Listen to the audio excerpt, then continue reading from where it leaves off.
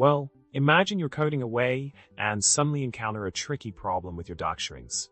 The issue is that when you set type parameters on a generic in Python, the docstring gets lost. Quite a frustrating problem, isn't it? Now, let's delve into the solution. By examining the type of a user-defined generic type, like Testint, we can see that it's actually an instance of typing_GenericAlias.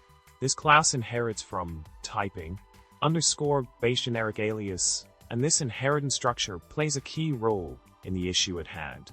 Looking at the implementation details of typing_GenericAlias, we discover that attributes are relayed from the base generic to the parameterized type via a special __getattr__ method defined in typing_BaseGenericAlias.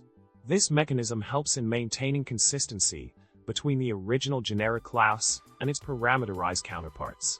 A critical aspect to note is that accessing Testint __doc__ actually points to typing_GenericAlias __doc__, which defaults to none if no docstring is explicitly provided.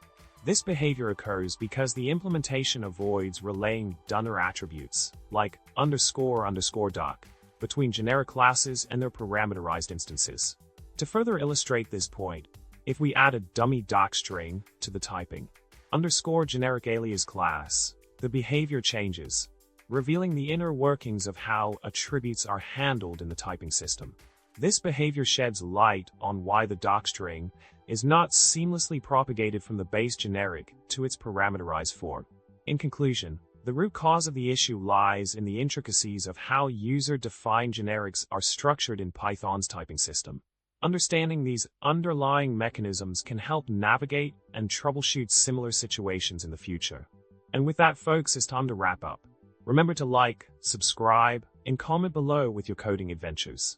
Until next time, happy coding!